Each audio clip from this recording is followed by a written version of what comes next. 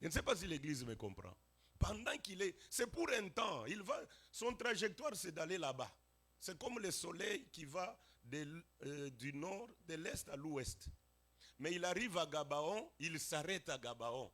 Juste pour que Josué donne la victoire aux Gabaonites, le soleil va aller se coucher là-bas. Donc ce temps ici, si quelqu'un n'a pas cette connaissance, il va chercher qu'on l'exhorte pour venir à l'église. Il va chercher qu'on lui envoie les SMS pour venir à l'église. Maintenant, si quelqu'un est habitué comme ça et que les pasteurs n'envoient pas les SMS, donc ce jour-là, il n'y a pas de culte. Nous devons profiter. Laissez-moi vous donner des exemples pour que la matière entre très bien. Léa, Jacob est arrivé chez Laban. Il a regardé, il a vu Rachel, il a aimé Rachel. Il est allé voir son oncle et lui a dit que papa, j'aime Rachel, je vais la prendre à mariage. Jacob lui a dit, il n'y a pas de problème, toi tu es mon parent, tu es mon frère, travaille pendant 7 ans, je vais te donner l'enfant. Jacob a travaillé, il a travaillé pendant 7 ans. Arrivé le jour où on devait lui donner la femme, on lui donne sa grande sœur qui est Léa. Et c'était la nuit, c'était la nuit qu'on lui a donné la femme. Moi je crois que si Jacob ne savait pas que cette femme-là était Léa, mais Léa savait que le mariage où je suis entré n'est pas mon mariage. C'est le mariage de ma petite sœur. Mais j'ai profité puisqu'il fait nuit, que je me réjouisse. S'il faut même être enceinte cette nuit, que je reçoive la grossesse, puisque quand le matin va arriver, on pourra me chasser. Je ne sais pas si l'église me comprend. Nous avons un Dieu qui n'était pas le nôtre, mes frères. Le Dieu que nous adorons ici n'était uniquement le Dieu d'Israël. Mais il a ouvert une brèche, il a ouvert une parenthèse, les gens sont complètement distraits. Puisque quand le matin va arriver, la grâce va partir. Nous l'avons seulement pendant ce temps de la nuit ici. Profitons. Profitons même s'il faut avoir la grossesse. Reçois la sémence cette nuit ici. Puisque quand le matin va arriver, la grâce va partir. Je donne un dernier exemple, on avance. 2 femmes ont accouché presque la même nuit. Une autre s'est endormie sur son enfant. L'enfant est mort. Alors il s'est réveillé au milieu de la nuit. Il a regardé, son enfant était mort. L'enfant de sa voisine était vivant. Il a dit, c'est lui qui a l'enfant à la vie. Maintenant mon enfant est mort. L'autre est là en profond sommeil. Elle a échangé. Elle a pris son fils. Elle l'a mis dans le sein de l'autre. Elle a pris l'enfant qui était vivant. Dans sa conscience, elle sait très bien que l'enfant que j'ai n'est pas mon enfant. Mais comme il fait nuit, je vais profiter de la chaleur de l'enfant. Je lui vais communiquer sur la chaleur puisqu'il fait nuit. Mais quand le matin va arriver, on va me ravir l'enfant. Mais s'il faut me réjouir, je dois me réjouir tout ce temps de la nuit. Et l'apôtre Paul nous explique que nous sommes au temps de la nuit. L'église traverse le temps de la nuit. La nuit est tellement avancée, mes frères. Profitons la grâce. Profitons cette grâce que le Seigneur nous a accordée, qu'on n'a même pas méritée. Quand le matin est arrivé, la maman a regardé avec la lumière du soleil. Elle a regardé attentivement l'enfant. Elle a dit, ça c'est pas mon enfant. Là j'ouvre une parenthèse pour dire que la vie en tant qu'humain, mes frères, c'est un moment tu marches et tu te poses la question, je viens d'où, je vais où, je suis où. Il ne faut pas seulement vivre, oh je suis aux États-Unis. Non, non. Un moment tu te poses la question, est-ce que j'évolue ou bien je n'évolue pas? Je suis où? Quand la lumière arrive, tu peux faire des choses dans les ténèbres, dans l'ignorance. Mais quand la connaissance vient, vis-à-vis de la parole de Dieu, tu dis non, non, non, non. Cette vie que je mène n'est pas la mienne. Je dois m'aimer. Il y a des gens à qui on a déjà échangé la vie. On a déjà échangé les promesses. Mais tellement que c'est dans les ténèbres, dans la distraction, quelqu'un est en train de vivre comme ça. Le matin arrive, la maman regarde, elle dit non, non, ça c'est pas mon fils. Elle regarde de l'autre et dit non, mon fils doit être... La discussion a commencé. Elles se sont dit que allons voir le roi Salomon. Ce qui est bien est que elles sont allées jusqu'au palais royal. Moi j'aime ça. Même si on va lui ravir l'enfant, l'essentiel est qu'elle est arrivée au palais royal. Quand elle partait en cours de route, elle savait très bien que cet enfant ne m'appartient pas. Mais si je vais aller voir le roi Salomon, il y a des gardes qui vont m'empêcher, je ne peux pas entrer. Mais comme nous avons l'enfant, comme nous avons un problème, on va nous laisser la porte ouverte, nous allons entrer. Même si on me ravit, mais l'essentiel est que je suis entré au palais royal. La grâce que nous avons, c'est un enfant d'autrui. C'est un enfant d'Israël que nous avons pris pendant qu'Israël est endormi. Lorsqu'Israël va se réveiller, il va nous ravir l'enfant, mais nous serons déjà enlevés, nous serons déjà au palais royal, on va lui retourner la grâce. Nous devons profiter pendant ce temps de la nuit, réjouissons-nous avec l'enfant, réjouissons-nous avec la grâce. Je ferme toutes les j'ai ouvertes. Israël est arrivé en Égypte à la recherche du pain. Et ils ont été bloqués là pendant 430 ans. Mes frères et sœurs, il y a des petites erreurs que nous commettons, ça compromet notre destin. Israël s'est retrouvé esclave à cause du pain. En cherchant seulement le pain à manger, ils se sont retrouvés bloqués 430 ans. Il y a des erreurs dans la vie que tu peux commettre, une petite erreur, toute la destinée est compromise. Tout est bafoué à partir d'une petite erreur. Ils ont manqué la maîtrise. C'est comme Naomi. Naomi a quitté Bethléem, la maison des pains, pour aller à Moab chercher le pain. Il a perdu son mari, elle a perdu ses 2 fils. Mais elle pouvait, puisque la vie est composée de hauts et de bas. Même si tu pries Dieu, ce n'est pas que du 1er janvier au 31 décembre, tu seras toujours dans la joie, dans l'abondance. Non, non, non, non, non. Il y aura un temps, ça va manquer. Il y aura un temps, ça va être difficile. C'est ce que Joseph avait dit à Pharaon. Cette année, des vaches maigres, cette année, des vaches grasses. Il y aura 7 années d'abondance, il y aura 7 années de sécheresse. Maintenant, le problème, c'est quoi? C'est d'équilibrer. Quand tu as l'abondance, tu sais d'épargner, tu sais de sève. Le temps où ça va manquer, ça va équilibrer les choses. Ce n'est pas seulement que Dieu a seulement toi comme enfant chéri, c'est seulement toi tous les jours Dieu va te bénir. Non, non, non. Il y aura un temps où ça va manquer. Et même la Bible dit que c'est une grâce de souffrir pour le Seigneur. Souvent les chantres, eux chantent seulement que mettre au monde c'est une grâce. Acheter un véhicule c'est une grâce. Voyager c'est une grâce. Ajouter aussi les couplets de souffrir aussi c'est une grâce. Je ne sais pas si vous avez déjà lu ça. Quand quelqu'un souffre pour l'évangile, c'est une grâce. Puisqu'il n'y a pas d'autre, il y a des gens qui ne veulent pas souffrir. Une fois quand la souffrance vient, ils rentrent dans le monde. Et moi je dis souvent que quand quelqu'un rentre vraiment dans le monde, c'est qu'il n'a jamais quitté le monde. Imaginez Israël quitte Égypte pour aller à Canaan. Ils arrivent devant la mer Rouge.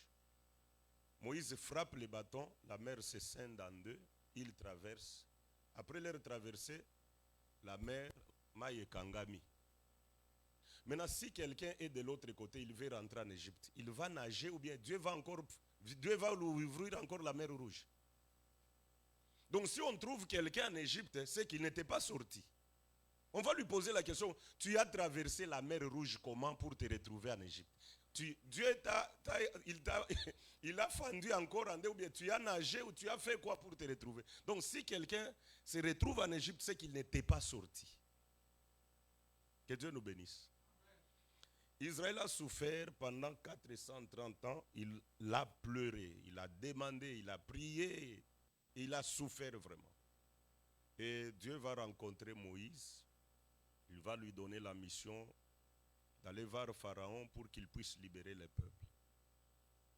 Et le jour où Moïse a dit à Pharaon que le Dieu des Hébreux m'est apparu, il m'a dit que tu puisses libérer ces peuples pour qu'il aille les servir. C'est le jour-là Pharaon a multiplié le travail fois 3. Si quelqu'un faisait 30 briques, à partir de ce jour-là où Moïse est allé demander la libération, il va commencer à faire 90 briques. Je ne sais pas si vous voyez la stratégie du diable.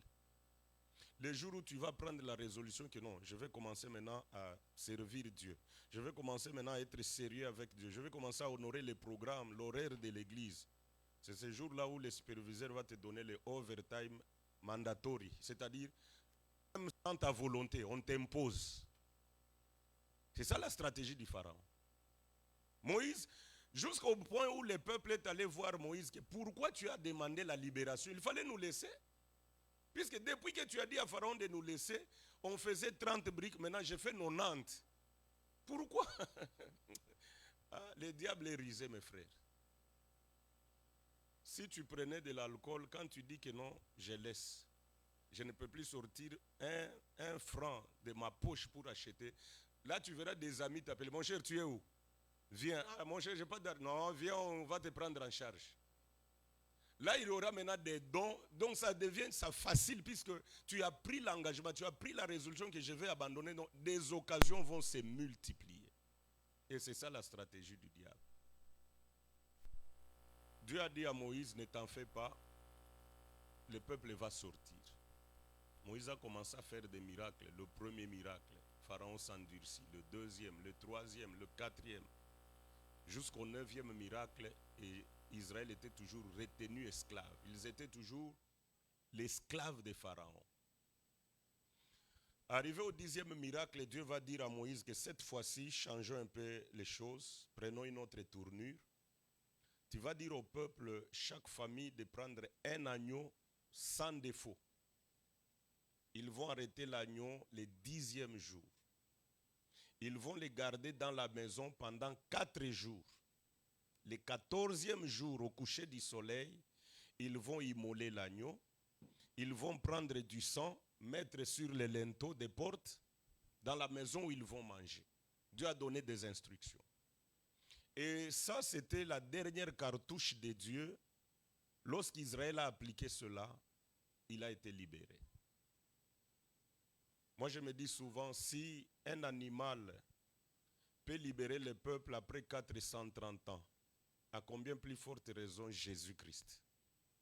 Si le sang d'un animal peut ouvrir la voie, peut ouvrir le chemin qui était bloqué pendant 430 ans, le sang d'un animal, à combien plus forte raison le sang de Jésus-Christ? Israël a observé cela. Il a pris un agneau, chaque famille. Il a pris un agneau le 10e jour. Quand nous parlons du chiffre 10, nous voyons la loi.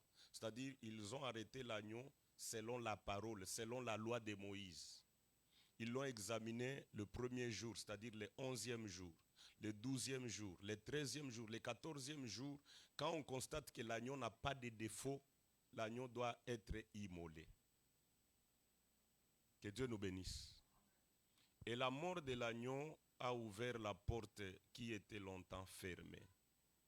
Comme Dieu c'est un répétiteur, comme Dieu ne fait que ramener ce qui était passé. Israël en Égypte, c'est Adam qui est en dehors du jardin. Adam était en Éden, Israël était à Canaan avant d'aller en Égypte. Ils étaient à Canaan, ils sont allés en Égypte, ils vont rentrer à Canaan. Nous aussi, nous étions au ciel. Nous sommes venus sur la terre, nous allons rentrer au ciel. Ne va rentrer à Canaan que celui qui est venu de Canaan. Je ne sais pas si je me fais comprendre. Ne va rentrer au ciel que celui qui est venu du ciel. Les ramassis, même s'ils font semblant de nous accompagner, ils vont s'arrêter en cours de route. Même s'ils font semblant de quitter, de traverser la mer Rouge, mais ils ne vont pas supporter la manne. Ils ne vont pas supporter la manne, mes frères. Dieu, c'est un grand stratège. Quand Israël sortait, les Égyptiens les ont suivis aussi. Au lieu de rester pleurer leur premier-né qui était mort, ils ont laissé des cadavres à la maison. Ils ont suivi Israël. Dieu regarde comment est-ce que je vais séparer ces peuples ici. Il leur a imposé la nourriture, la manne. Les pasteurs et docteurs, souvent quand nous allons à l'hôpital, on nous dit que pour avoir une bonne santé, il faut les légumes, les fruits, de l'eau, tu changes un peu de régime. Mais imaginez Israël 40 ans, même nourriture, même formule, c'est-à-dire même si tu fais des caprices que moi cette nourriture, non, il n'y a pas de marché, il n'y a pas de store, donc c'est l'imposition de Dieu que vous, ils ramassent la manne, ils pilent ça, ils font la pâte, ils font des galettes ou bien ils mettent ça dans les fours. Donc chaque jour pendant 40 ans. Pas question que non, moi je suis fatigué, est-ce qu'on peut prendre des légumes, est-ce qu'on peut changer? Non, non. Maintenant, les ramassis, ils n'ont pas supporté. Ils ont commencé, mais en Égypte, on avait des concombres, on avait des viandes, mais depuis qu'on est là, man. Vous, dans votre église seulement, la doctrine, la parole, la doctrine, pardon. Vous allez voir, les ramassis vont commencer à fruire, doctrine, binokaka, doctrine. Ça ne vient pas de nous, ça vient de Dieu. C'est une imposition. Dieu a imposé que vous, pendant toute votre marche, vous allez manger seulement le pain et de l'eau. C'est fini. Les ramassis n'ont pas pu supporter. Ils ont influencé quelques gens d'Israël que non. Est-ce qu'on peut nommer quelqu'un pour rentrer en Égypte? Et finalement, ils sont morts dans le désert. Il y a des gens qui peuvent être zélés, vous les voyez. C'est pourquoi moi j'ai dit, souvent les premières impressions sont trompeuses. Quelqu'un peut être très zélé. Le Seigneur, quand il avait besoin de fruits, il a regardé les figuiers qui avaient des fleurs. Quand il s'approche, il trouve qu'il n'y a aucun fruit, il l'a même maudit.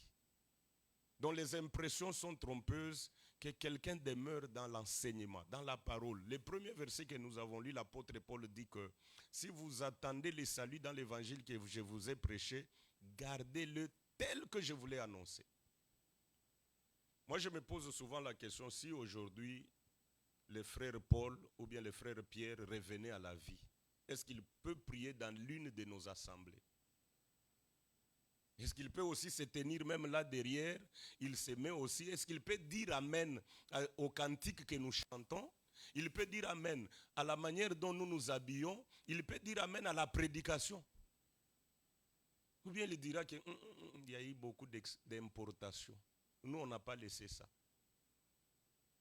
Nous, on n'a pas laissé ça. Donc, ils vont trouver que c'est une nouvelle église. Et pourtant, l'église doit être la même. La même église de Jérusalem doit continuer jusqu'à aujourd'hui. Mais moi, je ne crois pas vraiment que si l'un des apôtres revenait à la vie, il peut prier dans l'une de nos assemblées. Il verra que ça, c'est du nouveau. Ça, c'est la technologie. Aïe, IA ou bien aïe. Ils vont s'étonner complètement. Mes frères, nous avons l'espérance de la vie éternelle. Gardons la parole telle qu'elle nous a été prêchée. Ne cherchons pas à modifier. Que les États-Unis ne nous trompent pas. Ça, ce n'est pas le ciel. Ça, ce n'est pas le ciel. Le ciel nous attend. Il y a beaucoup de frères et sœurs qui sont distraits par ces pays. Il se retrouve qu'il a son véhicule, il a sa carte bancaire. Il se trouve vraiment que je vais aller prier pourquoi? Je vais aller prier pourquoi? J'ai mon job, j'ai l'argent. Si je vais dormir dehors, je dors dehors. Si je vais rentrer là. Donc, il n'y a rien qui peut m'empêcher. La vie éternelle nous attend. Gardons l'enseignement. Laissez-moi ouvrir une petite parenthèse. Vous savez ce qui a sauvé la femme de Potiphar? Le lecteur de la parole. Qu'est-ce qui a sauvé la femme de Potiphar? C'est quoi? Il y a quelqu'un qui peut me répondre. La femme de Potiphar était avec Joseph. Elle a envié Joseph. Un jour, elles sont restées à deux. Il a proposé à Joseph de rester avec lui comme son mari. Joseph a dit non. Toi, tu es la femme de mon boss. Je ne peux pas toucher. Elle a insisté. Joseph a dit non. Finalement, il a fui. Joseph a fui. Elle a pris son vêtement. Joseph est allé dehors nu. Moi, je crois que Joseph était prophète. Joseph a regardé la femme de Potiphar. Elle dit, c'est l'esprit d'impudicité qui anime cette maman ici. Vous savez, quand quelqu'un est animé de l'esprit d'impudicité, il a tendance d'être nu, de s'habiller nu, de laisser toutes les parties du corps dehors. Maintenant, Joseph regarde, je dois couvrir cette maman ici. Que cet esprit d'impudicité, maintenant, je dois lui couvrir avec quoi? Je dois lui donner ma tunique. Il faut qu'elle soit couverte. C'est pourquoi Joseph n'a pas hésité. Vous croyez que Joseph ne pouvait pas frapper cette maman-là? Il pouvait la frapper très bien, sortir avec tous ses vêtements dehors. Mais il a regardé que non, je vais l'aider. Je vais la couvrir. Je lui laisse mon manteau, qu'elle se couvre pour que cet esprit la quitte. Elle aussi, elle a fait un acte vraiment digne. Elle a gardé les vêtements jusqu'au retour de son mari. Elle a gardé les vêtements de Joseph. Quand Potiphar est rentré, il a dit, l'Hébreu que tu m'as amené, il sait jouer de moi, il m'a cherché pour que je devienne sa femme. Cet enfant est poli, cet enfant est bien. Potiphar n'a pas cru. Mais quand il a sorti les vêtements de Joseph, Potiphar regarde, oh. Ce qui a sauvé cette maman, malgré qu'elle a commis le péché, c'est les vêtements de Joseph. Les vêtements, c'est l'enseignement, mes frères. Gardons l'enseignement, gardons la parole de Dieu. C'est la parole qui va nous sauver au dernier jour. Lorsque le Seigneur va rentrer, il ne prendra que l'église parole. Les baffles, les chaises, les bâtiments vont rester. Ce n'est que la parole, Dieu a sémé la parole, il va moissonner la parole. C'est pourquoi gardons jalousement, évitons des distractions. Puisque si on te distrait, qu'on te ravit les vêtements, on te ravit la parole, on prend les vêtements de Joseph, tu n'auras pas de justification, tu n'auras pas de preuves à donner. Ce qui a sauvé la femme de Potiphar, c'est l'habit de Joseph. Quand il a parlé, Potiphar n'a pas cru. Mais quand il a présenté les vêtements, l'enseignement, Potiphar a cru, il a dit que Joseph est coupable, toi tu es sauvé. Et pourtant, dans la logique, c'est elle qui avait commis le péché. Il a été animé de l'impudicité, il a menti, mais l'habit l'a couvert, l'enseignement l'a purifié. C'est pourquoi le Seigneur dit que vous êtes purs par la parole que vous écoutez. Gardons la parole, elle nous sanctifie. Aimons la parole, mes frères. Moi, je me plains souvent. Nous avons des frères et sœurs, il est capable d'aller au mariage samedi la nuit. Il rentrait à 4 heures pour s'absenter le matin à l'église. Et vous lui posez la question, tu n'es pas venu à l'église, pourquoi? Oh, Nazonga Kiera Koleka. J'étais vraiment fatigué, on est rentré tard. Mais la même personne, la peut aller au mariage dimanche, il rentre à 4 heures, lundi, il va au boulot. Je ne sais pas si vous voyez ça. Venir à l'église, moi je crois, les pasteurs peuvent accepter cette raison-là. Est-ce que Dieu aussi accepte cette raison? Lui, il ne va pas te donner, il n'a pas un revolver ou bien il n'a pas de fouet. Pourquoi tu n'es pas venu? Non, il te pose seulement la question. Tout ce que tu vas lui dire comme raison, il accepte. Maintenant, est-ce que si lui accepte, Dieu aussi accepte cette raison que j'étais endormi, je suis rentré à 4 heures, Dieu, c'est pourquoi je ne suis pas allé au culte. Aimons la parole de Dieu, mes frères. La parole de Dieu nous aide dans beaucoup de choses. La parole de Dieu nous sanctifie. La parole de Dieu nous purifie. La parole de Dieu nous bénit. Aimons l'Église, aimons la parole de Dieu. Alors, Israël, lorsqu'il a immolé l'agneau, la voie est ouverte, il est sorti. Il est sorti par la mort de l'agneau, il est sorti par le sang de l'agneau. Et il devait commémorer chaque année la Pâque. C'est-à-dire, pendant cette fête de Pâques-là, en Israël, il y avait 7 fêtes. Durant toute l'année, il y avait 7 fêtes. Et parmi les 7 fêtes-là, il y avait aussi la Pâque. La Pâque, c'est la commémoration. C'est-à-dire, Israël devait avoir comme souvenir, ils devaient penser comment est-ce qu'ils étaient esclaves. 430 ans, la mort d'un animal, la mort de l'agneau, les a sortis de l'esclavage. C'est-à-dire qu'ils devaient commémorer chaque année la fête des Pâques. Ouvrons un peu une parenthèse sur Noël. Parmi les 7 fêtes de l'Éternel, on ne voit pas Noël. On ne sait pas les églises qui fêtent aujourd'hui Noël, s'ils ont trouvé ça où. Je vais vous donner un exemple. Vous savez comment Moïse est né, non? Maman Godé, vous savez comment Moïse est né?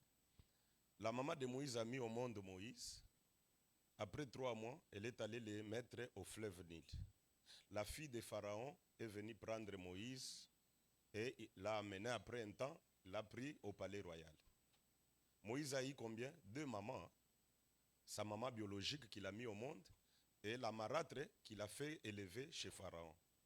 Maintenant, entre les 2 mamans-là, qui connaît bien la date de naissance de Moïse?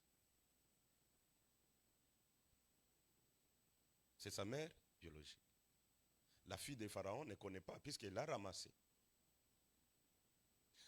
entre Israël et Église, qui connaît très bien la date de naissance de Jésus.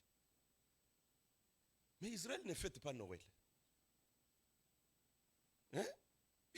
Israël qui connaît très bien que Jésus est né telle date, telle époque, tel moment. Parmi les 7 fêtes de l'Éternel, Noël n'est pas. C'est comme je dirais entre Joseph. Joseph est arrivé en Égypte, Pharaon l'a pris, il a commencé à vivre. Entre Joseph, Pharaon et Jacob, c'est lui qui connaît très bien la date de naissance de Joseph, c'est son père Jacob. Pharaon a vu qu'un garçon là, il a pris, il a interprété les sons. Mais en Israël, pendant toute une année, ils ont 7 fêtes. Dans ces 7 fêtes-là, il n'y a pas Noël. C'est pour dire clairement, mes frères, que cette fête-là est païenne. Je croyais qu'il y aurait beaucoup d'amen. Cette fête-là ne concerne pas les sauvés. Et même la Pâque, hein, la Pâque, en d'autres termes, c'est la frappe de Dieu. Hein? Puisque c'est la colère de Dieu. Dieu frappe les Égyptiens, les Hébreux sortent. Donc ceux qui doivent fêter la Pâque, ce n'est pas tout le monde, c'est seulement les Hébreux. Puisque les Égyptiens, on les a frappés à la Pâque, leur premier-né est mort. Donc c'est à la Pâque que Dieu a frappé tous les Égyptiens, la mort de leur premier-né, mais les Hébreux sont sortis. Donc les Hébreux doivent fêter, mais les Égyptiens doivent pleurer. Mais c'est aujourd'hui qu'on voit même les païens en train de fêter la Pâque. La Pâque n'est pas une fête des païens. Vous allez voir tout le monde fêter la Pâque. Même ceux qui sont frappés. Le plus grand péché, c'est l'ignorance. Quand on n'est pas enseigné, c'est un grand péché qui amène à la mort. C'est pourquoi la Bible dit, mon peuple périt par manque de connaissances. Israël est sorti et chaque année, tel que je le disais, il devait commémorer, il devait se souvenir, il devait se rappeler comment est-ce qu'ils étaient esclaves dans un pays étranger. Après 430 ans, Dieu les a sauvés. Et chaque année, parmi les 7 fêtes, la Pâque figurait là-bas. Jésus est né. Quand Jésus est né, il a retrouvé aussi les 7 fêtes. Il a retrouvé aussi, puisque Jésus est né dans la loi. Tout le temps qu'il a eu sur la terre, Jésus était toujours dans la loi. C'était toujours la continuité de Moïse. C'est pourquoi nous, dans cet évangile, nous disons que l'ancienne alliance commence de Genèse jusqu'à Jean. Jusqu'à Actes des Apôtres. Donc, d'où jusqu'à Jean. Des Actes des Apôtres jusqu'à Apocalypse, c'est là la nouvelle alliance. Donc si on veut scinder dans le langage vulgaire, Ancien Testament c'est de Genèse jusqu'à Jean. Nouveau Testament c'est des Actes des Apôtres jusqu'à Apocalypse. Ça complique? Tout le temps que Jésus était vivant, c'était toujours Moïse qui continuait. C'est à la mort de Jésus que la nouvelle alliance commence. Et la nouvelle alliance commence avec les Actes des Apôtres. Donc tout le temps, que ce soit Matthieu, Marc, Luc, Jean, c'est toujours l'ancienne alliance. Donc il est né sous la loi et il devait aussi observer les fêtes. Alors pendant les jours de sa chair, il y avait aussi la fête des Pâques. Avant que je n'arrive là, je vais faire une pause. S'il y a des questions, on peut y aller. Pourvu parfois que le bien-aimé n'arrive pas à oublier. S'il y a une question qui surgit avant que je n'avance. J'ai expliqué d'abord l'origine de la Pâque. La Pâque a commencé comment? Le peuple s'est retrouvé esclave. Il s'est retrouvé esclave comment? C'était à la recherche du blé, à la recherche de la nourriture. Ils ont quitté Canaan, ils sont allés en Égypte. Et là, ils ont été retenus, ils ont été bloqués, puisque Joseph était leur frère. Quand Joseph est mort, il y a eu un autre pharaon qui ne connaissait pas Joseph, qui a commencé à les maltraiter. Ils ont été retenus 430 ans. Maintenant, ils devaient sortir. Ils devaient sortir pour rentrer à Canaan, comment? Par la mort de l'animal, par la mort de l'agneau. Alors, je laisse un peu un espace s'il y a des questions à poser dans ce que j'ai exposé.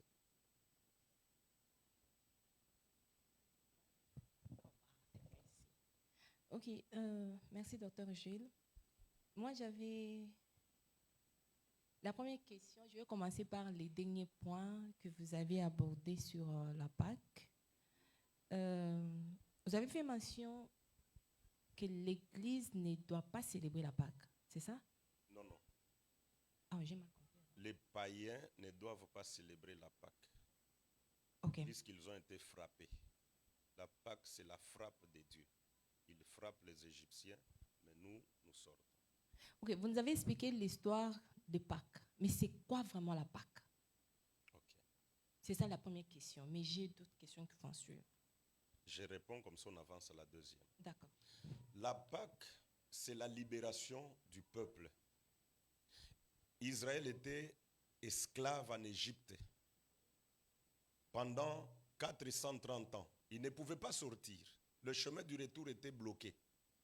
Maintenant, quand l'agneau est mort, la mort de l'agneau a ouvert le chemin pour que le peuple puisse quitter l'esclavagisme, quitter Égypte pour rentrer à Canaan. Donc la Pâque, c'est cette libération.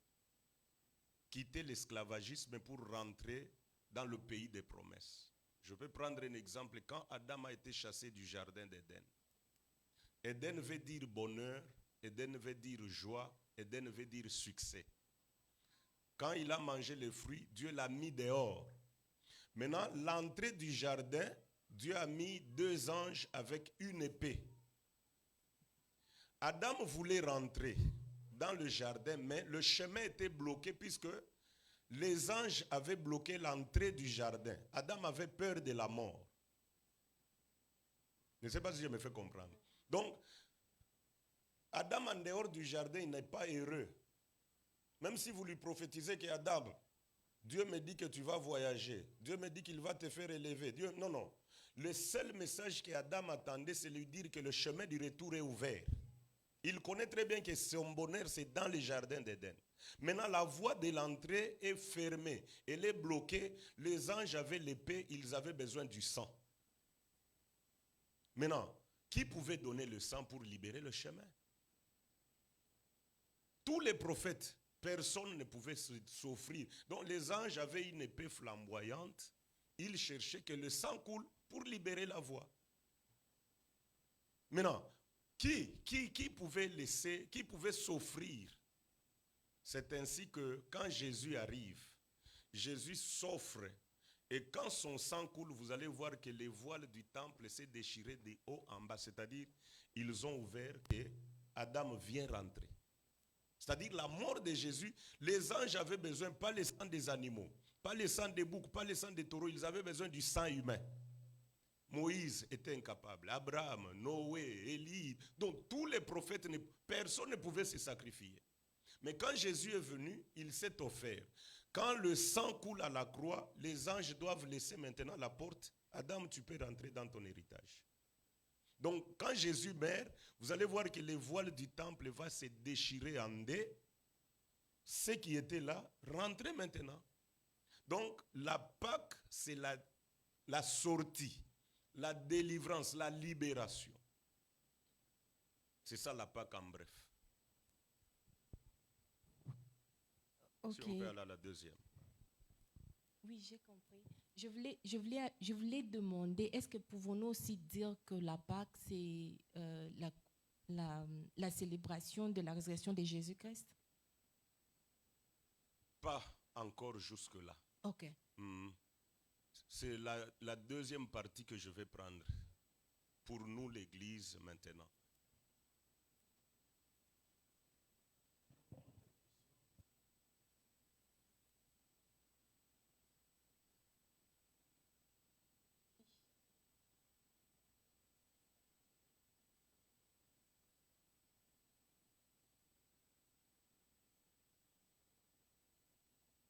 Oui, si les païens, l'Église ne peut pas fêter la Pâque. Elle avait posé la question, est-ce que j'ai dit que l'Église ne peut pas fêter? J'ai dit non, non, je n'ai pas dit ça. Yeah.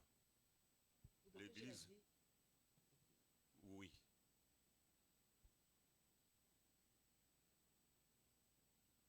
Nous sommes en train de poser des questions pour comment on a la Pâque et comment on peut la célébrer dans notre Église. Oui. Maintenant, je ne sais pas si je peux te compléter. Sur le plan spirituel, nous aussi, nous étions esclaves des péchés. Hein? Israël était esclave des pharaons, nous aussi nous étions esclaves du diable. Pour quitter l'état du péché, il faut la mort d'un agneau. Et cet agneau-là, c'est Jésus-Christ. Donc la mort de Jésus a permis que nous puissions quitter aussi l'état du péché. Donc c'est possible que nous puissions aussi, Église, fêter la Pâque. Si, hein, elle n'a pas une date précise, c'est à chaque fois que nous nous retrouvons, à chaque fois que nous écoutons la parole de Dieu, nous sommes en train de nous souvenir de la mort de notre Seigneur Jésus. Nous nous souvenons que nous étions des pécheurs, quelqu'un est mort à notre place, il nous a fait sortir. Oui, une commémoration, une reconnaissance, une action de grâce comme maman vient de le dire. Yeah.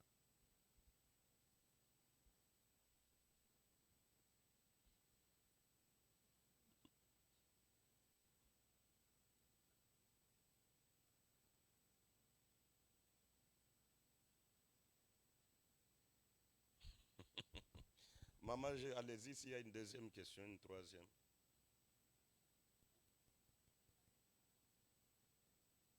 C'est là que je vais prendre maintenant la Sainte Seine.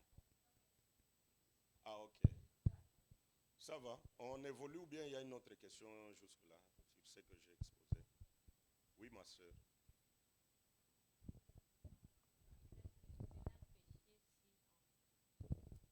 C'est un péché si on célèbre la Pâque comme tout le monde. En fait, les jours, comme les gens d'aujourd'hui le font, un jour destiné pour célébrer la Pâque, est-ce que c'est un péché? Ah, ok. Ce qui est vrai. Ah, ok. Ah, ok. Ah, ok. Yeah. Si on commémorait Mm. Nous, notre Pâque est spirituelle. Israël l'a fait physiquement comme ça. Parmi les 7 fêtes de l'année, il y avait une date. Il y avait un temps précis que tel temps, vous allez vous souvenir, puisque quand ils ont tué l'agneau, c'était au mois de Nissan. Nissan correspond fin avril, début mai. Entre fin avril, début mai. Mais Dieu va leur dire que ce mois ici sera le premier mois, c'est-à-dire Dieu ramène le calendrier à zéro, il commence les compteurs, que ce mois ici sera pour vous le premier mois. Donc Israël était esclave physiquement comme ça. Ils ont servi Pharaon physiquement. Et Dieu les a libérés. Ils ont tué un agneau physiquement. Maintenant, c'est spirituel. Maintenant, dans le spirituel, il n'y a pas une date. Chaque jour que nous nous retrouvons au culte, nous écoutons la parole, c'est-à-dire nous commémorons, nous nous souvenons de la mort et de la résurrection de Jésus-Christ. Et si tu peux fêter, c'est spirituellement que tu peux fêter. Yeah. Docteur Jules, nous les chrétiens, notre Pâque doit être spirituelle. Pourquoi la Sainte Seine est-elle physique? Ok, c'est là que c'est ce deuxième point que je vais maintenant prendre. C'est ce deuxième point que je vais maintenant prendre. Ok, comme ça je prends le deuxième point et on avance. Ok. Jusque-là, on a compris, la Pâque, c'était quoi? La Pâque, c'était la libération. La Pâque, c'était la délivrance. La Pâque, c'était la sortie du peuple de l'Égypte vers Canaan. C'est-à-dire les retours. J'ai dit que nous aussi, nous étions au ciel. Nous sommes venus sur la terre et nous allons rentrer au ciel. Nous allons rentrer chez nous. Nous allons rentrer comment? Par la mort de l'agneau et le véritable agneau qui est Jésus. Puisque vous allez voir, même quand Jean-Baptiste a présenté Jésus, il a dit, voici l'agneau de Dieu qui ôte les péchés du monde. Et Jésus, on l'a arrêté selon la loi de Moïse, c'est-à-dire le 10e jour. On l'a amené chez Anne, on l'a amené chez Caïphe, on l'a amené chez Pilate, on l'a amené chez Hérode. Les 4 là ont examiné l'agneau, ils ont trouvé qu'il n'avait pas de défaut, on devait le sacrifier, on devait le tuer. C'est ainsi que Pilate, il va présenter 2. Il y a Jésus, il y a Barabbas. il leur pose la question qui est entre les deux. Qu'on tue qui, qu'on relâche qui. Le peuple a regardé Barabbas, son sang a des défauts. Il regarde, c'est un agneau, mais qui a des défauts. La loi dit que l'agneau qu'on doit immoler doit être sans défaut. Barabbas était voleur. Barabbas était brigand. Si on les tuait, son sang va retomber sur nous. Nous serons encore des voleurs fois 2, fois 3. Alors qu'on laisse Barabbas, parfois il va croire en Jésus, qu'on tue Jésus qui est innocent. Alors, lorsque Jésus arrive, il commémorait aussi la Pâque. C'est là que je dis que la naissance de Jésus, sa vie, sa croissance, c'était toujours la loi de Moïse qui continuait. Maintenant, arrivé au soir de sa vie, Jésus a vécu pendant 33 ans sur cette terre. Donc il a fêté aussi 33 Pâques. Maintenant, arrivé à la 33e Pâque, il réunit les apôtres dans la chambre haute. Ils avaient le pain, ils avaient le vin. Et c'est ce qu'ils devaient manger dans la Pâque. Quand on devait commémorer la Pâque, on devait avoir pendant 7 jours dans la maison le pain sans le vin. Et on devait prendre ce pain-là avec du vin. En se commémorant, en se souvenant de ce que Dieu nous a fait. Nous étions des esclaves en Égypte, nous sommes sortis. Maintenant, Jésus arrive aussi, alors qu'ils étaient à table avec le pain, ils étaient à table avec le vin, en train de commémorer la Pâque. Et c'était sa dernière Pâque, c'était la veille de sa mort. Il va changer les choses maintenant en disant ceci. Il prend le pain, il dit que ce pain ici, c'est mon corps à moi. Ce n'est plus encore cet animal, ce n'est plus ce qu'on faisait pour se souvenir de l'Égypte, mais ce pain ici, c'est mon corps. Je suis en train d'inaugurer une nouvelle alliance. Celui qui mange ce pain, il est en train de manger mon corps. Il prend la coupe, il dit que ce vin ici, c'est mon sang qui sera versé pour inaugurer la nouvelle alliance.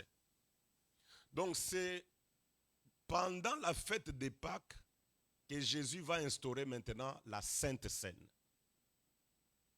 Suivez vraiment cette transition-là très bien. Donc c'était pendant la fête des Pâques que le Seigneur va instaurer la Sainte Seine pour l'Église. Et c'est un acte qui est doctrinal, puisque c'est une recommandation qui est faite à l'Église. Sur le plan spirituel, j'espère que vous n'êtes pas sans ignorer que l'Évangile marche avec 4 pattes. Il y a la révélation, la doctrine, la prophétie et la connaissance.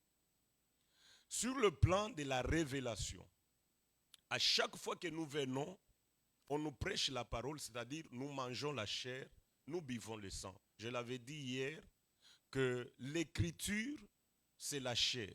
L'explication, c'est le sang.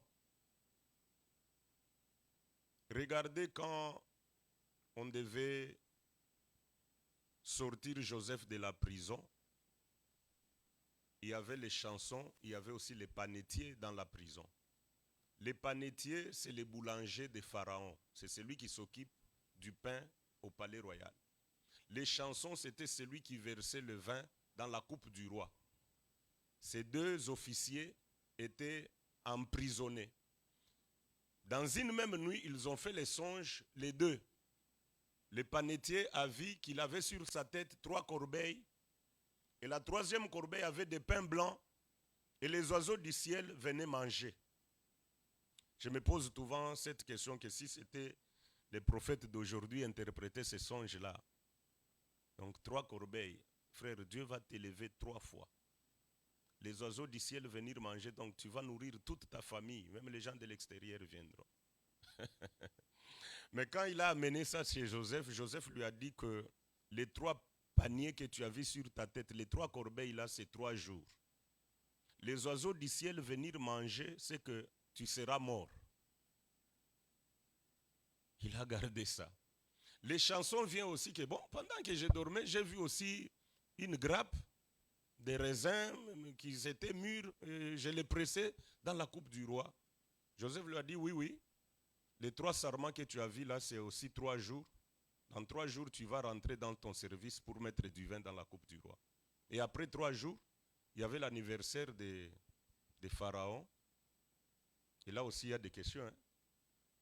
Dans cet évangile, on se pose des questions. Est-ce qu'un frère peut fêter l'anniversaire? Puisqu'on a vu seulement des païens, Pharaon qui a fêté l'anniversaire, Hérode qui a fêté l'anniversaire. Et à l'anniversaire, on tuait. Au temps de Pharaon, on a tué les panetiers. Au temps d'Hérode, on a tué Jean-Baptiste. Est-ce qu'un frère peut fêter l'anniversaire?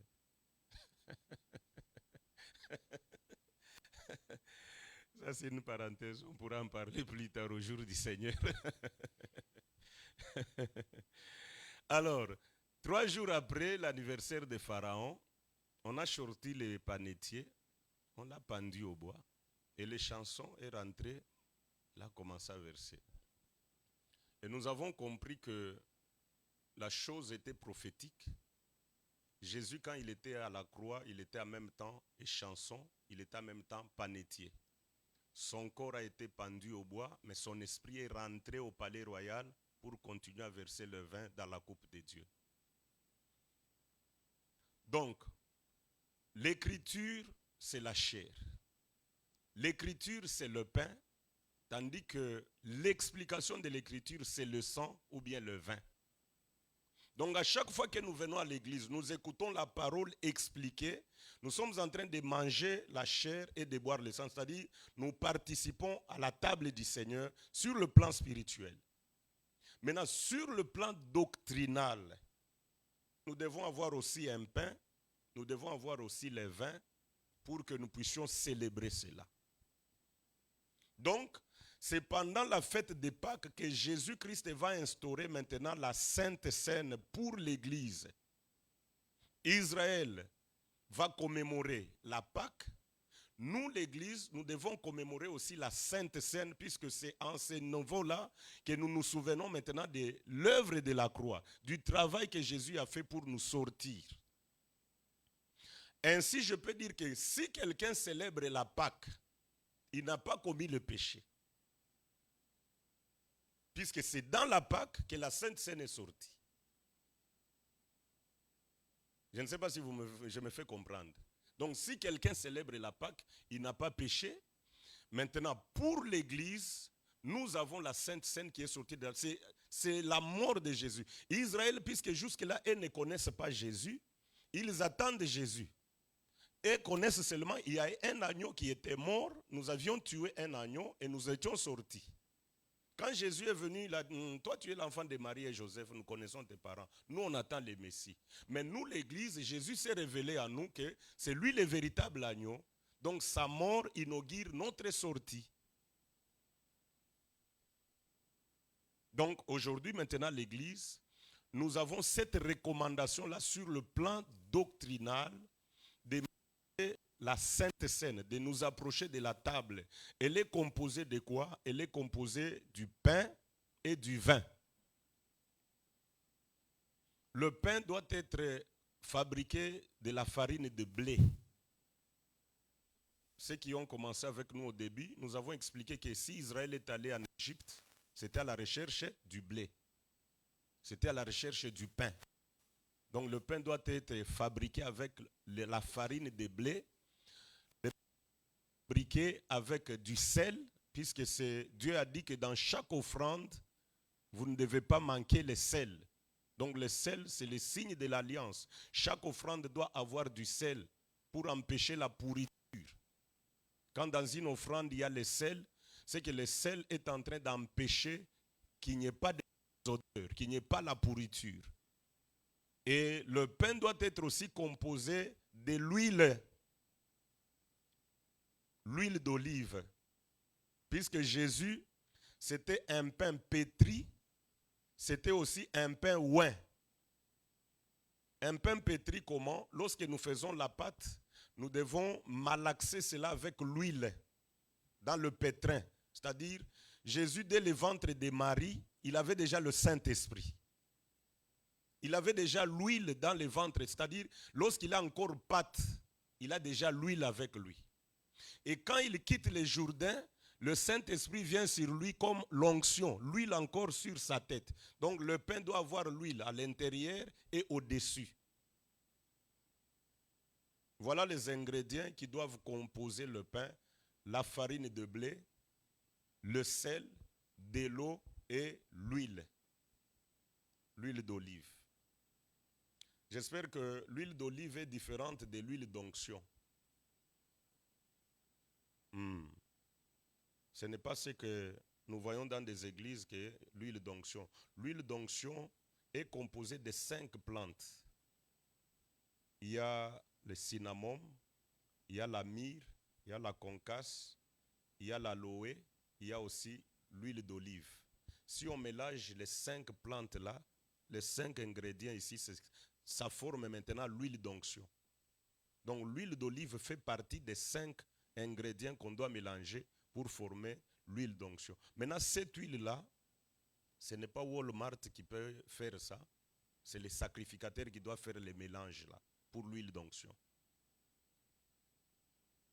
Voilà ce qui composait le pain. Maintenant, le vin était composé des grappes de raisins. C'était des raisins qui pouvaient être soit fermentés, soit non fermentés. C'est ce qui composait le vin. Donc quand nous mettons les deux ensemble, d'un côté nous avons le pain, de l'autre côté nous avons le vin, ça formait la nourriture pour la Sainte Seine. Alors, j'aimerais qu'on lise un verset dans le livre de Jean chapitre 13.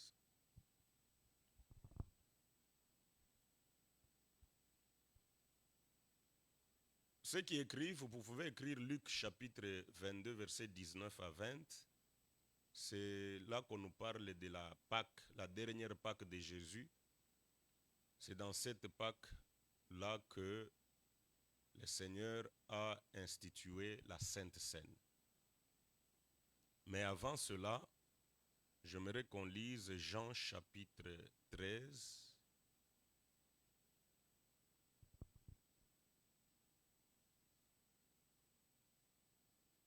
Jean chapitre 13. Je vais sauter, mais ceux qui écrivent, vous pouvez écrire à partir du verset 4. Après qu'il leur eut lavé les pieds et qu'il leur eut pris ses vêtements, il se remit à table et leur dit: comprenez-vous ce que je vous ai fait? Vous m'appelez maître et seigneur, et vous dites bien, car je l'ai.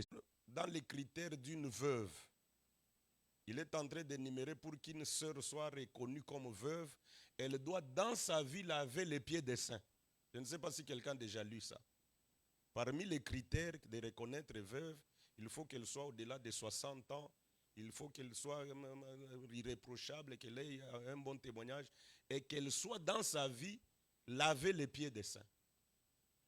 Donc, c'est un acte qui témoigne que, premièrement, je me rabaisse devant mon frère, je me considère, je m'humilie devant mon frère. Donc, il n'y a pas cette arrogance, il n'y a pas cet orgueil, c'est-à-dire, je suis humble devant mon frère. Et quand lui aussi va me laver les pieds, c'est-à-dire, lui aussi il se rabaisse, c'est-à-dire, nous sommes égaux devant la face de notre Dieu. Donc, c'est un signe d'abord d'humilité. De deux, c'est l'acceptation. C'est-à-dire, je t'accepte dans mon cœur, toi aussi tu m'acceptes. L'église telle que nous sommes là, nous devons nous accepter les uns les autres. Le Seigneur a changé les choses. J'ouvre une parenthèse. C'était aux noces de Cana. Jésus a été invité. Quand il arrive, il trouve là dehors 6 vases qui étaient remplis d'eau, qui avaient de l'eau, où on devait se laver les pieds avant d'entrer. J'ai dit qu'en Israël, laver les pieds, c'est un signe vraiment d'accueil. C'est un signe vraiment d'hospitalité. C'est une porte qui est ouverte pour entrer. Donc dehors, là, il y avait des vases où on devait se laver les pieds pour entrer à l'intérieur. Alors les gens venaient, ils se lavent, ils entrent. Ils se lavent, ils entrent, ils se lavent. Quand le Seigneur est arrivé aussi avec les disciples, il a remarqué qu'il avait 6 vases. Alors lorsqu'il entre à l'intérieur, La présence de Jésus a fait que le vin soit terminé. Marie est allée voir Jésus. Marie avait vraiment la foi. C'est là que les catholiques s'est dérouté pour dire que nous devons prier Marie pour qu'elle va voir Jésus pour intercéder pour nous. Marie va voir Jésus pour lui dire que j'ai l'impression qu'à la fête ici, il n'y a plus de vin. Jésus lui dit, femme, qu'y a-t-il entre moi et toi? Dans un langage prophétique, c'est-à-dire Marie disait à Jésus que, est-ce que tu ne peux pas leur donner ton sang? Hein? Puisque nous disons que le vin, c'est le sang. Donc Marie était partie voir Jésus que, est-ce que tu ne peux pas mourir? Puisqu'on ne peut pas donner le sang si on ne meurt pas. Mais Jésus lui dit que le temps de mourir n'est pas encore arrivé. Les raisins ne sont pas encore mûrs. Pour presser les raisins doivent être d'abord mûrs, on doit maintenant les presser. Ça doit donner du vin. Maintenant, toi, tu viens me demander maintenant, le temps n'est pas encore arrivé.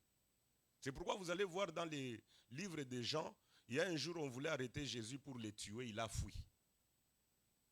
Je m'imagine dans ma tête Jésus en train de fuir. La Bible dit qu'il s'est échappé dans la foule, il a fui. Dieu qui est en train de fuir la mort. Puisque c'était avant le temps. On voulait le tuer, mais ce n'était pas au temps marqué.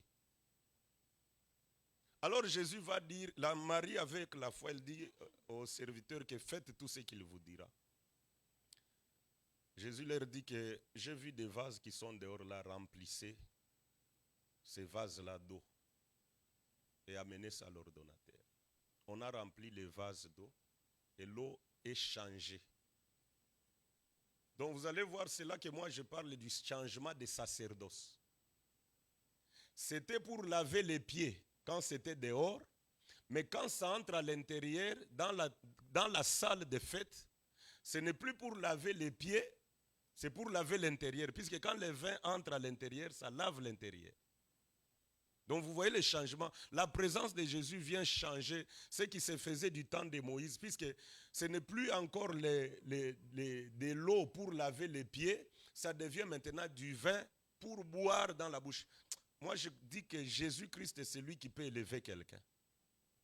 C'est-à-dire des pieds à la bouche. Et personne n'a osé dire non, que non, ces vases ici sont sales, ces vases ici étaient dehors. Comment les mêmes vases avec lesquels on se lavait les pieds, c'est même les mêmes vases où il y a les vins pour... Donc, personne. Si Dieu veut élever quelqu'un, en tout cas, il le fait très bien. Et c'est là que Anne a chanté que de la poussière, il tire les pauvres. Les vases qui étaient dehors, le Seigneur les a fait entrer. C'est entrer comment? Puisque les vins étaient terminés à l'intérieur. J'ouvre un exemple, je prends un autre exemple rapidement.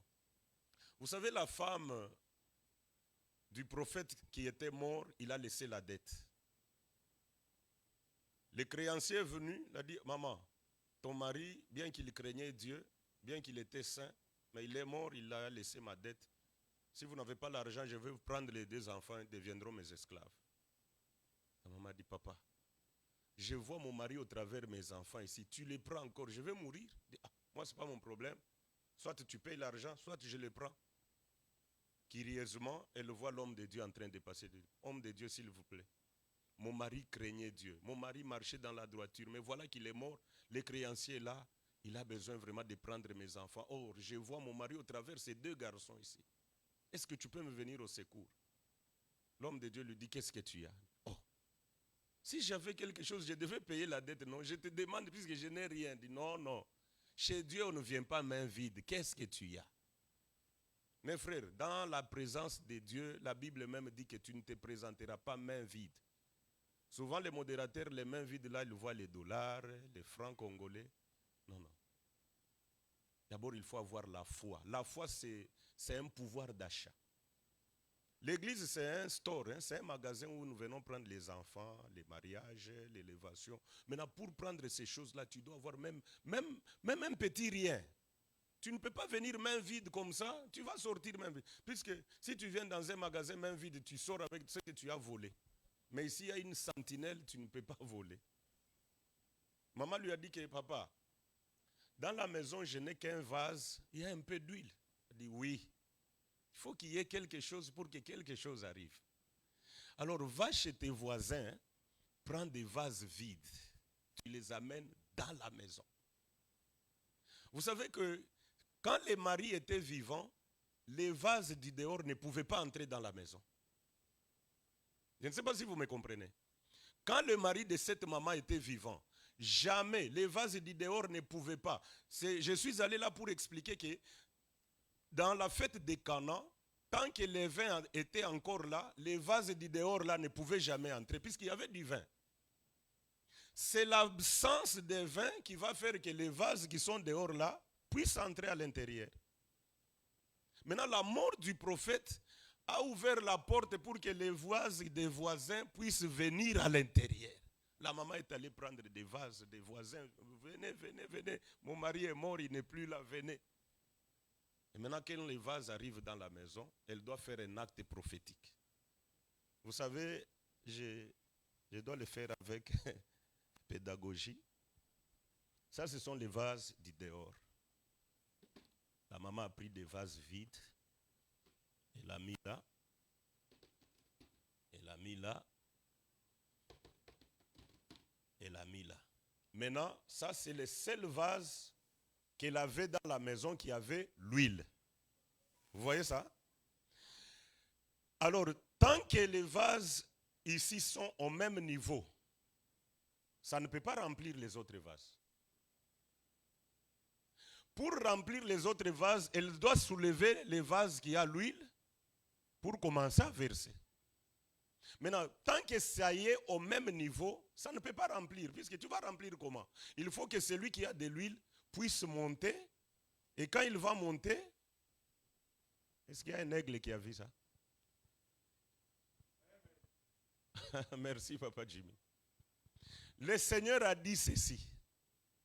Il vous est avantagé que je m'en aille. Mes frères, tant que Jésus était encore sur la terre, personne n'avait le Saint-Esprit. Puisque nous étions tous au même niveau, il ne pouvait pas nous remplir. Il fallait qu'il soit enlevé. Le jour de la Pentecôte, il commence maintenant à verser les 120 qui étaient dans la maison. Alors, tout le temps que Jésus était sur la terre, il n'y avait personne qui était sauvé. Tous les 33 ans que Jésus était sur la terre, les pierres étaient des vrais païens, mais à côté de Jésus. Tous les disciples, ils étaient des païens. Donc le salut est venu lorsque le seul vase qui avait de l'huile est monté. Il a commencé à verser les jours de la Pentecôte. C'est là que le salut est arrivé. Donc, la mort du prophète a fait que la porte soit ouverte. Ça se voit même. Au pays, il y a des parcelles où on a déjà écrit chien méchant. Chien méchant. Donc tu as l'envie d'entrer dans la parcelle, mais tu regardes chien méchant. Si j'entre, le chien va me mordre. Mais le jour du deuil, on ouvre toutes les deux barrières. Donc il n'y a plus question. On prend les chiens, on les met dans sa cage. C'est-à-dire tout le monde peut entrer puisqu'il y a quoi? Il y a deuil. Et Salomon dit, vaut mieux entrer dans une maison de deuil que dans une maison de fête. Donc l'église telle que nous sommes là, nous sommes dans une maison de deuil. Puisque la Bible dit, là où il y a les cadavres, c'est là s'assemblent les aigles. Donc nous venons au deuil pour manger la chair, pour boire le sang de Jésus. Et à la manière des hommes, ceux qui viennent au deuil, ils ont leur habillement. Ceux qui viennent au deuil, ils ont leur manière de vivre, ils ont leur nourriture. Au deuil, on ne mange pas n'importe quoi. On mange, il y a la nourriture. Quand on a deuil, surtout au village, moi j'aime les villages puisque Dieu c'est un grand villageois. Dieu n'avance pas, Dieu n'évolue pas. S'il y a des gens qui aiment les villages chez Dieu, Dieu n'est pas dans la technologie, oh non, les choses ont évolué, nous sommes aux États-Unis. Dieu veut que sa parole soit telle qu'il l'a dit depuis la Genèse. Donc s'il y a des conservateurs, s'il y a des vrais villageois, Dieu c'est le premier villageois. Alors au village, lorsqu'il y a deuil, on mange seulement les maïs, on mange les maniocs. C'est-à-dire, même quand tu viens comme visiteur, tu vas te rendre compte qu'ils sont en deuil. La manière dont ils sont vêtus, donc tu vois vraiment que ces gens sont en deuil. Nous aussi, Église, chaque fois que nous venons au culte, nous sommes en deuil. Et nous attendons le retour de Jésus dans cette attitude-là. Voilà ce qui compose la Sainte Seine. Donc avant la Sainte Seine, il y a le lavage des pieds, qui est une recommandation du Seigneur. Il a dit que vous aussi faites ceci. Vous devez, et c'est une recommandation puisque c'est l'impératif. Vous devez vous laver aussi les pieds les uns les autres, puisque moi je vous ai donné l'exemple à suivre. Donc le lavage des pieds, c'est une recommandation. Ça témoigne que je m'humilie devant mon frère et je l'accepte dans mon cœur. Je le lave les pieds. Et Pierre a refusé. Il a dit à Jésus que Seigneur, moi tu ne me laves pas seulement les pieds, tu me laves le corps tout entier. Jésus a dit que non. Et tu me laves les mains, tu me laves aussi la tête. Le Seigneur lui a dit que si quelqu'un est déjà lavé, il n'a besoin que d'être lavé les pieds. Puisque c'est avec les pieds que nous sommes en train de marcher, la poussière peut nous atteindre. Puisque quand quelqu'un a déjà lavé tous les corps et qu'il marche à pied, ce sont les pieds qui détiennent la poussière, mais tout le corps est sain.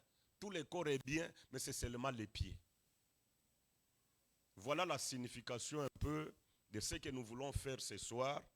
C'est doctrinal et c'est aussi dans la révélation. C'est comme les baptêmes. Le baptême est spirituel.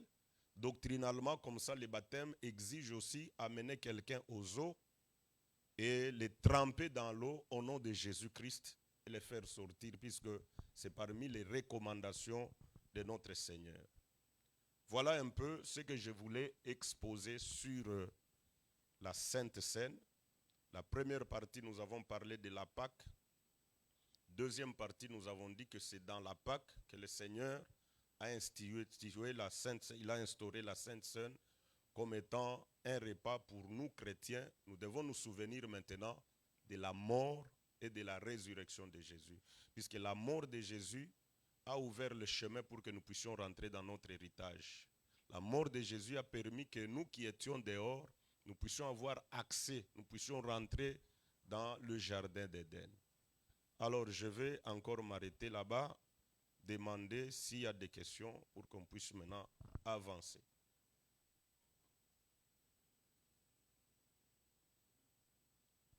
Ok.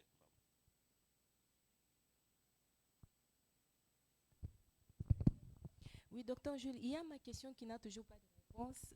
Peut-être que vous avez donné la réponse, soit je ne l'ai pas comprise, mais je n'ai toujours pas la réponse à ma dernière question, qui était de savoir si... c'est encore... S'il vous plaît, permettez. Voilà, qui était de savoir si la Pâque pour les chrétiens elle est spirituelle, mais pourquoi la Sainte Seine elle doit être physique? Pourquoi nous ne célébrons pas la Pâque physiquement comme Christ avait aussi fait?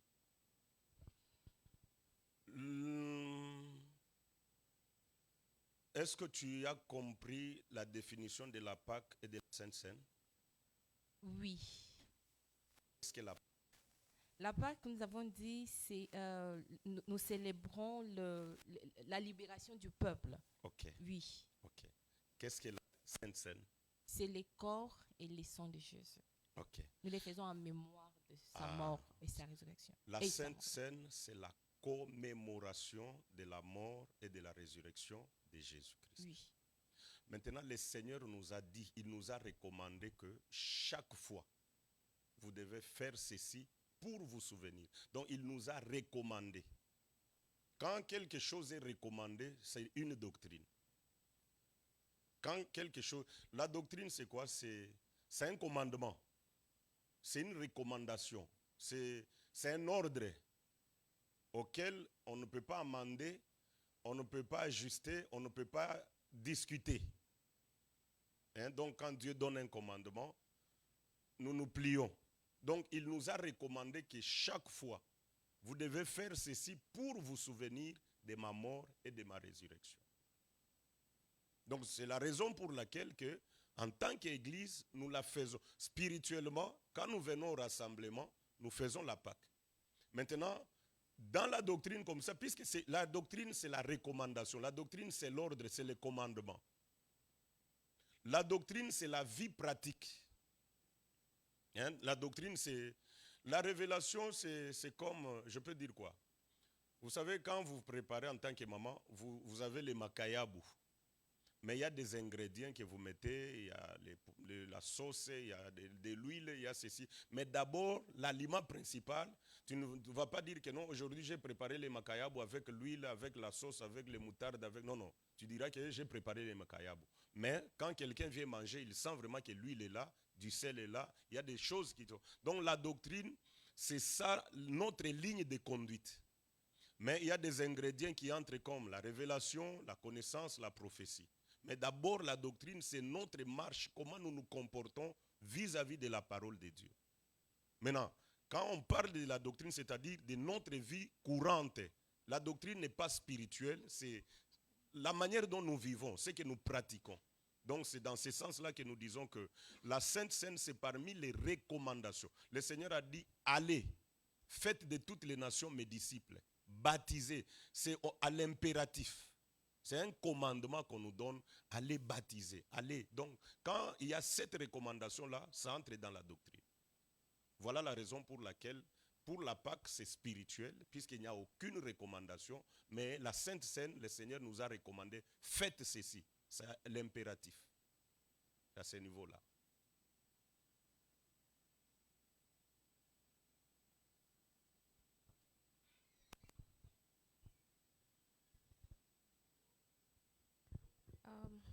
Docteur, comme Jésus l'a recommandé, faites ceci à mémoire de moi. Combien de fois peut-on commémorer la mort et la résurrection de Jésus?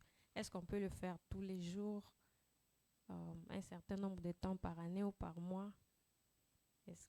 La fréquence n'est pas déterminante. En tout cas, si moi, je vous encourage, si vous avez des possibilités, faites-le régulièrement. Ça nous rapproche plus de Dieu, ça nous solidifie, ça soude la communion fraternelle. Vous allez voir, la Bible dit dans les livres des Actes des Apôtres que quand les apôtres étaient ensemble, ils persévéraient dans l'enseignement, dans les prières, dans la communion fraternelle et dans la fraction des pains.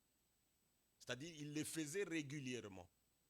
C'est un acte que moi, j'encourage l'Église à les faire à chaque fois que l'occasion se présente. Si vous avez des possibilités spirituellement, puisque ça demande du temps de se préparer sur le plan spirituel, matériellement aussi, faites-le régulièrement. Faites-le régulièrement. Il n'y a pas vraiment une occasion ou bien un temps précis que non, à la fin de l'année, on va faire la Sainte Seine, ou bien après la prière. Non, non. Si les moyens sont là, voilà, pour ça que des fois, l'Église catholique le fait chaque jour du culte. Chaque jour du culte, il mange les communions, il prend du vin. Donc chaque jour du culte. Donc nous aussi, nous devons le faire régulièrement. Et j'ai oublié une notion aussi importante, c'est l'heure. La Sainte Seine ne se prend pas le matin, la Sainte Seine se prend au coucher du soleil. Puisque si nous rentrons même dans l'ombre, la Pâque a été célébrée au coucher du soleil. C'est-à-dire le soir, ils ont immolé l'agneau, ils ont pris le sang, ils ont mis au linteau des portes. Et Jésus-Christ est comme le véritable agneau. Il était monté à la croix de la 12e heure à la 15e heure, c'est-à-dire de 12 heures à 15 heures, il y avait des ténèbres. C'est-à-dire il a inauguré un temps de la nuit. Nous aussi, nous devons le faire le soir, nous devons le faire au coucher du soleil pour être vraiment vrai avec les Saintes Écritures. Donc, c'est comme le pasteur l'avait dit au début que si tu as la connaissance, tu vas le faire selon la parole de Dieu. Il y a d'autres églises où on prend la Sainte Seine le matin. Il n'y a aucune écriture qui dit cela. Donc la Sainte Seine doit se prendre au coucher du soleil. Même le Seigneur, on l'a arrêté. C'était le soir, quand il est mort. Il y a eu les ténèbres et l'agneau, on l'a tué aussi le soir en Égypte. On a mis le sang de linteau, l'ange est passé au milieu de la nuit. Donc le matin, c'est selon les hommes. C'est selon les hommes. Mais selon la parole de Dieu, la Sainte Seine se prend le soir au coucher du soleil. Oui, maman, allez-y. Oui. Ce n'est pas la parole de Dieu. Ils sont en train de le faire selon leur modèle. Ce n'est pas vraiment le modèle des apôtres. Nous devons le faire selon la parole de Dieu. Donc, ceux qui mangent le matin, ils sont hors l'écriture. Nulle part dans la Bible, la Sainte Seine a été célébrée le matin. Nulle part. Donc ceux qui le font le matin, c'est en dehors des Saintes Écritures.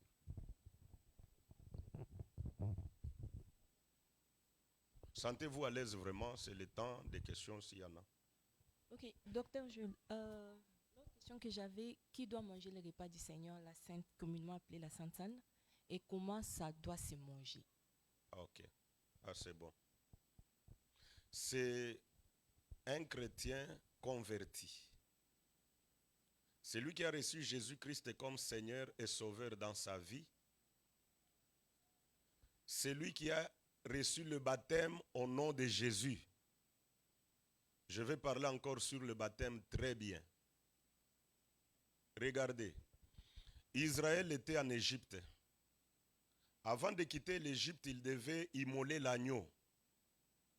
Cet agneau doit être sans défaut. C'est-à-dire, ça commence par l'immolation de l'agneau. Après l'immolation de l'agneau, il traverse la mer Rouge. Après la mer Rouge, la manne commence à tomber. C'est-à-dire, il y a l'évangile qu'on doit écouter, sans défaut. C'est ça l'agneau sans défaut.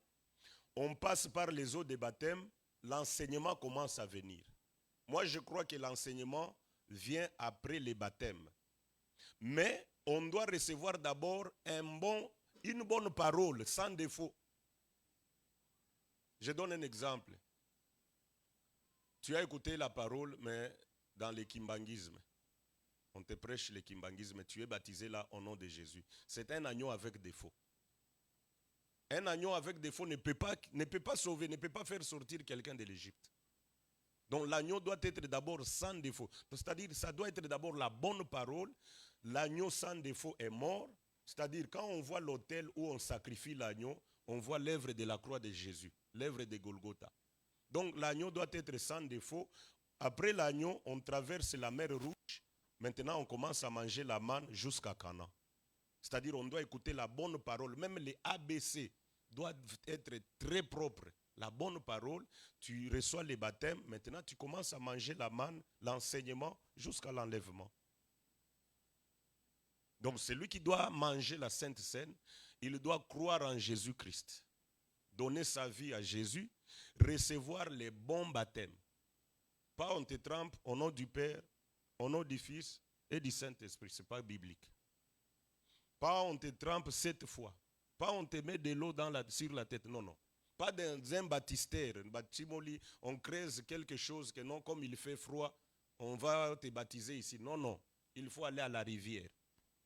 Dans une eau qui bouge, une eau qui coule.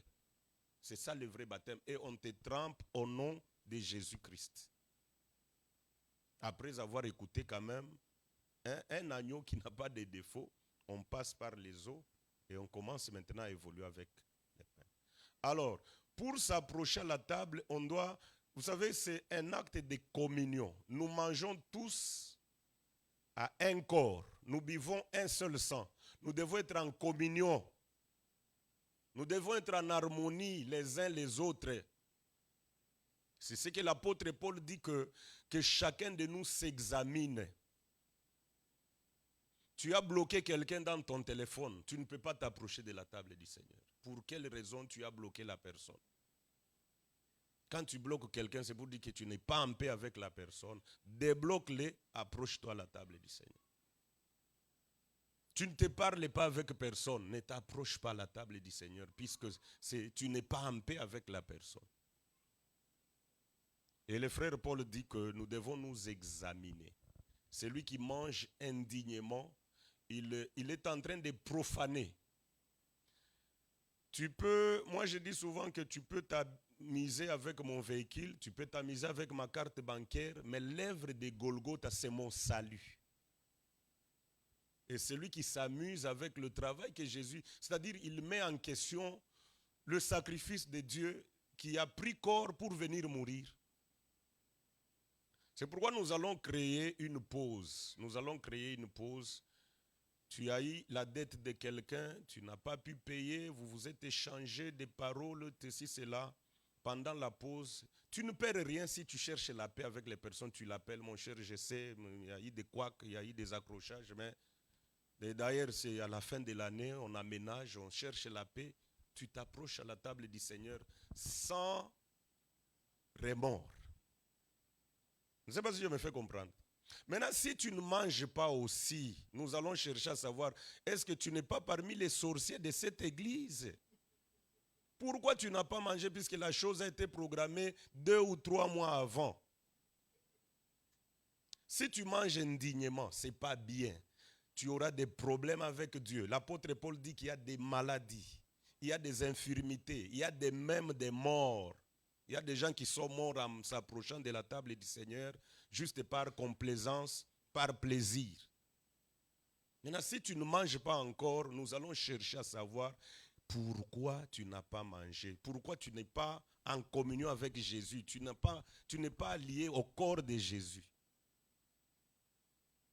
Alors que chacun de nous rentre en lui-même pour voir qu'est-ce qui peut m'empêcher. Est-ce que c'est un péché? Est-ce que j'ai des problèmes avec quelqu'un?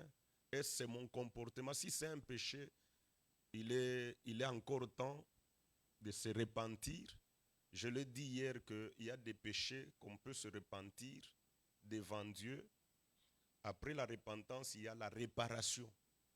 Tu as fauché quelqu'un, tu dois réparer avec la personne après la repentance.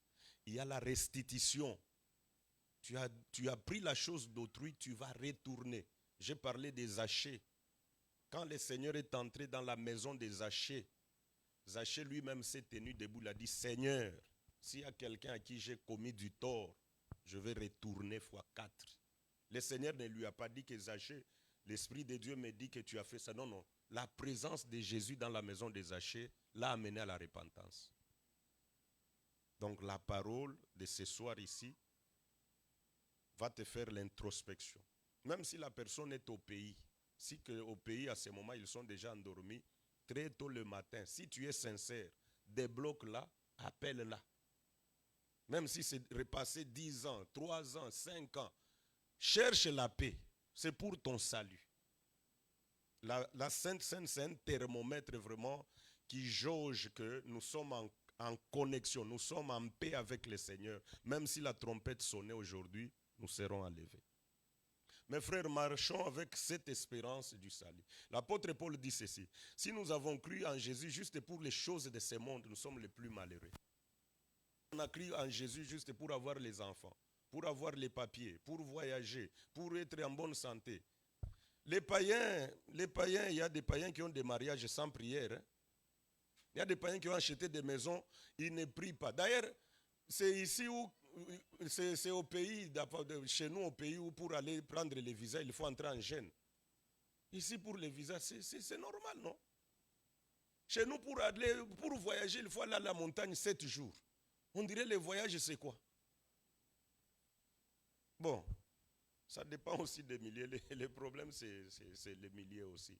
Ici, si quelqu'un veut voyager, il prend les visas, il achète les billets, il voyage simplement. Ça ne demande pas la prière, ça ne demande pas l'intervention, ou bien les sorciers, ou bien ne pas dire au revoir aux gens.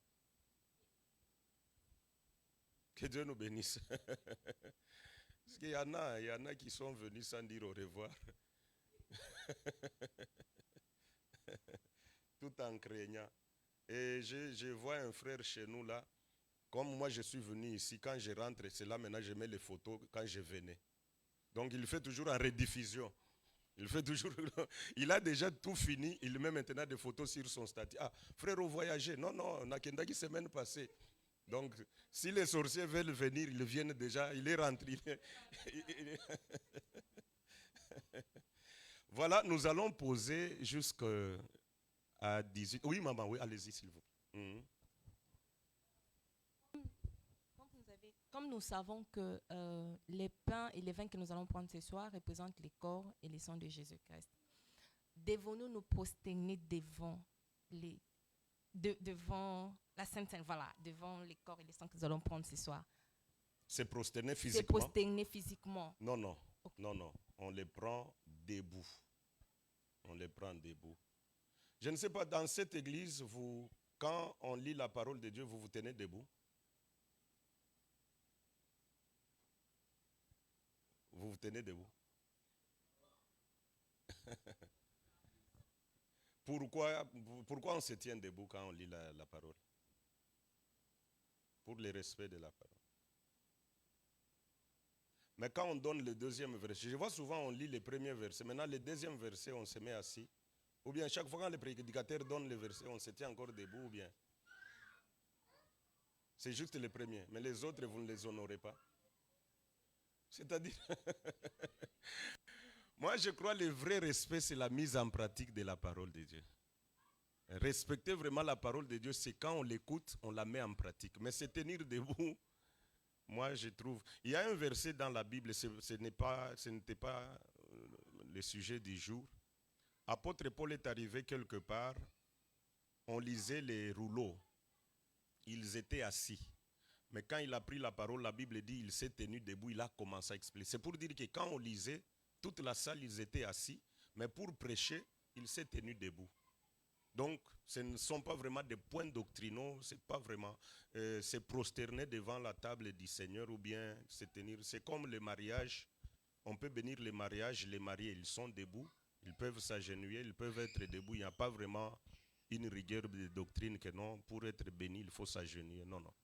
On peut se lever, on peut se tenir debout. Donc, ça sera sans toutefois s'agenouiller, on est debout. Une autre question s'il y en a.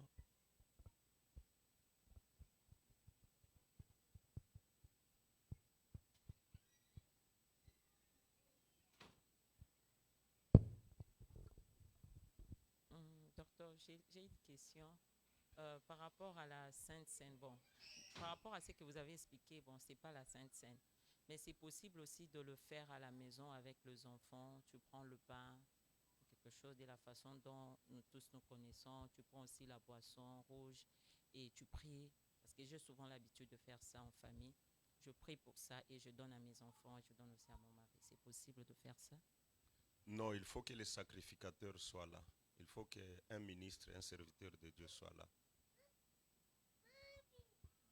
La Bible nous dit tout est sanctifié par le sang de Jésus, parce que je priais avec ça en croyant que non, c'est le sang de Jésus et c'est le corps du Christ. Et ce que tu prends, c'est quoi? Les vins, tu prends quel vin?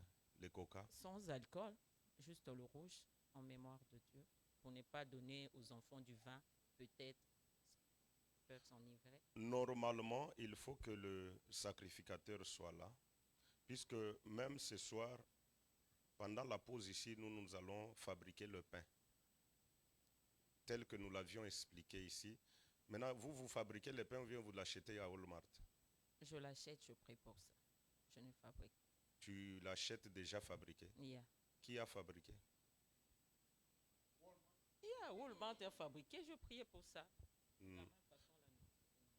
Bon, on ne peut pas appeler ça Sainte Seine. Je ne sais pas qu'est-ce que je peux. Mais normalement, la Sainte Seine, il faut la présence d'un serviteur. Même si ce n'est pas la Sainte Seine, c'est possible de faire ça en famille.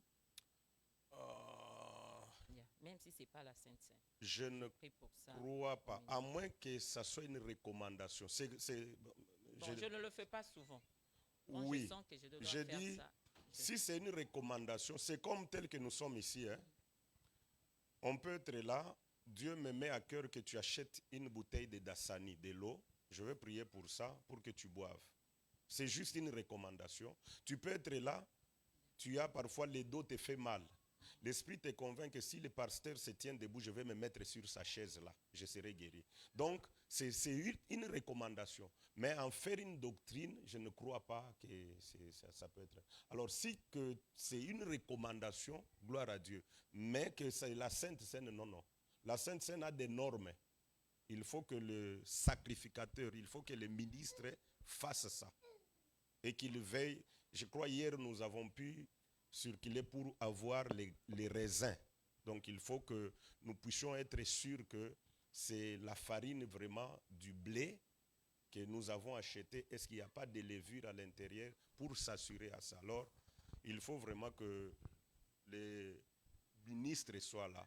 Mais à moins que ce soit une recommandation spéciale du Seigneur, il peut te mettre à cœur que faites ça, pour ça, pour ça, pour ça. Tu le fais une seule fois. Yeah. En tout cas, c'est très capital, maman. Oui, docteur, juste une question par rapport aux normes ou les normes que la Bible nous a données pour célébrer la Sainte Seine.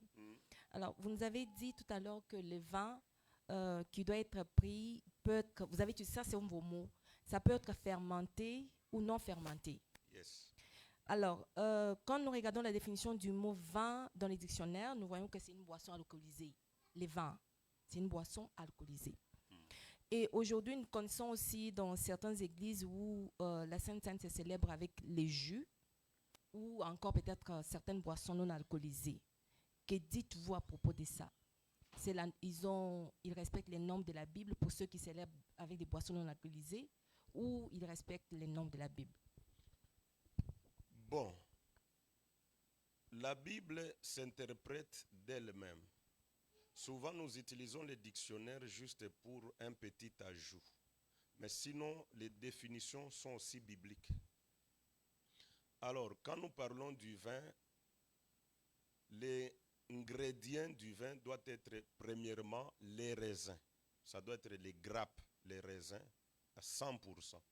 On ne doit pas y ajouter du sucre. Ça doit être juste les raisins. Maintenant, ça peut arriver que ces raisins-là aient fermenté. Ou bien c'est à l'état brut. On peut faire, par exemple, on peut se dire qu'on achète les raisins, on fait les vins juste pour ce soir ici. Maintenant, ces jeux de mots-là, je ne les trouve pas dans la Bible pour parler du jus, pour parler du vin. Donc moi, quand je vois juste les raisins, que ça soit fermenté ou pas, je vois directement que c'est le vin. Donc je ne vois pas les jus, je ne vois pas l'autre mot ou bien quoi. Je vois juste quand je vois que la composition vraiment est 100% du raisin ou bien des grappes, je vois que c'est normal pour passer à la Sainte Seine. Puisque c'est comme les débats de bien-aimés qui disent qu'il faut prendre un peu de vin, mais il ne faut pas s'enivrer. Maintenant, quand est-ce qu'on s'enivre? Puisque l'ivresse dépend d'un organisme à un autre. Moi, par exemple, je peux dire même si c'est 20 ou 25 ans, je ne connais même pas quand est-ce que je me suis enivré. Maintenant, avec mon organisme, je crois que c'est une petite dose, je vois déjà les choses tourner comme ça. Maintenant, il y a d'autres, ils viennent de croire en Jésus il n'y a pas 2-3 ans. Il en a pris autant, il en a pris autant. Maintenant, une telle personne, il peut prendre même toute une bouteille, ça ne fait rien. Ça n'atteint pas vraiment. Il réclame encore pour être enivré. Et là, maintenant, est-ce qu'il y a une dose spécifique pour être enivré? Alors, pour couper court, ne pas prendre seulement ce qui est enivrant, ce qui est enivré. Et la Bible nous interdit ça, puisqu'il n'y a pas vraiment que si tu prends 2 verres, tu seras enivré. Si tu prends un verre, c'est comme quand on dit qu'un homme ne peut pas avoir de longs cheveux. C'est-à-dire quoi? C'est quelle dimension? Combien de centimètres? On dit long par rapport à quoi? Vous voyez un peu ça? Donc il n'y a pas un thermomètre que non, tel, si tu prends, ça peut arriver ici qu'on prend, on ne s'enivre pas. On prend 3-4 bouteilles. Donc ça dépend d'un organisme à l'autre. Alors, pour ne pas tomber dans tout ça, on s'abstient seulement à ce qui enivre.